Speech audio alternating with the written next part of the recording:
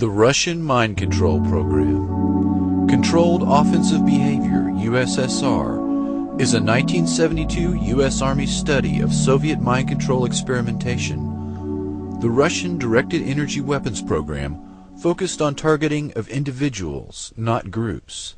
Soviet dissidents were the target of microwave anti-personnel weapons and mind-altering techniques that sought, quote, the total submission of one's will to some outside force. Electromagnetic weapon mind control surfaced in the 1973 Russian Conference on Psychotronic Research. The agenda for the Prague meeting included the following 5 topics: erasure of the subconscious mind, development of ESP, induction of paranormal effects in dreams, the mechanical equivalent of neuropsychic energy, and the psi gene. The Soviets were known to have potent blinding lasers.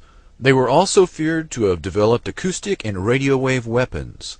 A 1987 issue of Soviet Military Power, a Cold War Pentagon publication, warned that the Soviets might be close to, quote, a prototype short-range tactical radio frequency weapon.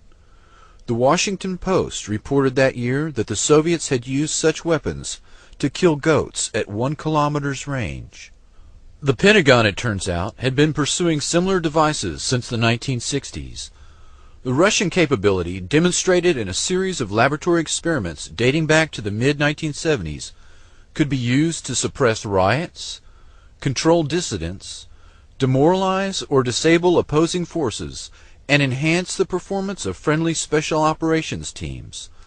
Pioneered by government-funded department of the psychocorrection at the Moscow Academy Medical Academy, acoustic psychocorrection involves the transmission of specific commands via static or white noise bands into the human subconscious without upsetting other intellectual functions.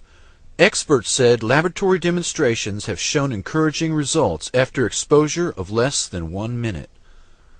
Decades of research and development and millions of rubles have produced the ability to alter behavior on willing and unwilling subjects. In an effort to restrict potential misuse of this capability, senior Russian research scientists, diplomats, military officials, and officials of the Russian Ministry of Higher Education, Science and Technology Policy are beginning to provide limited demonstrations for their U.S. counterparts. Further evaluations of key technologies in the U.S. are being planned, and discussions are aimed at creating a framework for bringing the issue under bilateral and multilateral control.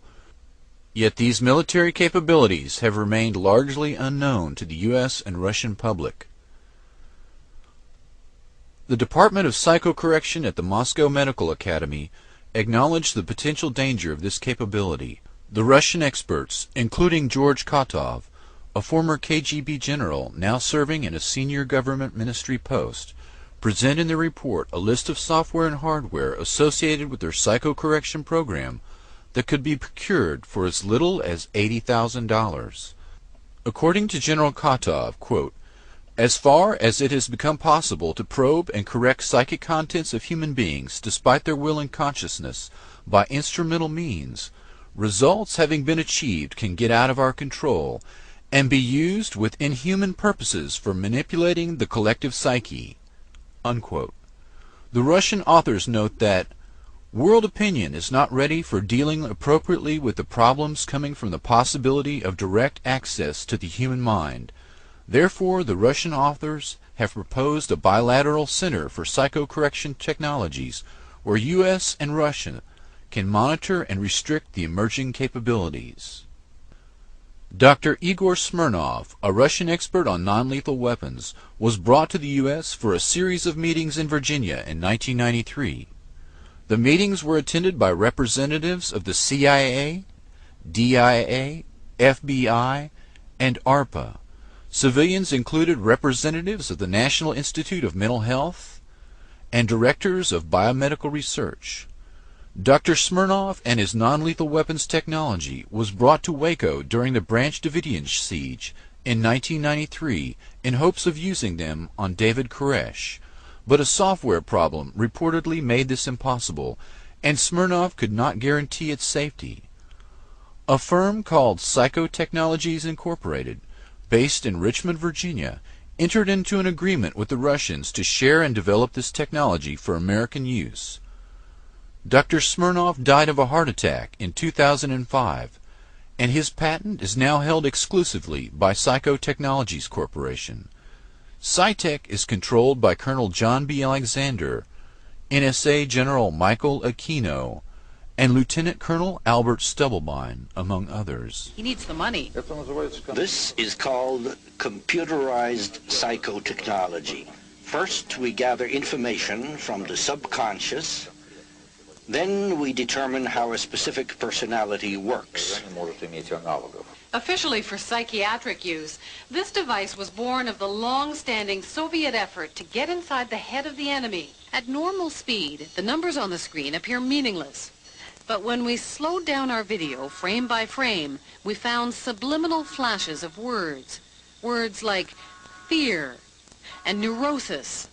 These words trigger electrical activity responses in the brain and reveal private anxieties and other weaknesses.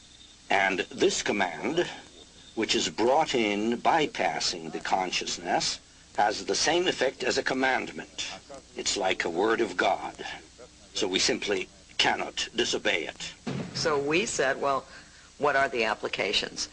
And they said, well, they had tested with the simple phrase, bring us cake, and that they had piped that bring us cake in white noise up to the ground level, masquerading as just machinery noise, and both the workmen outside and their colleagues who worked on the ground level within 24 hours had come at different times of the day bringing them cake.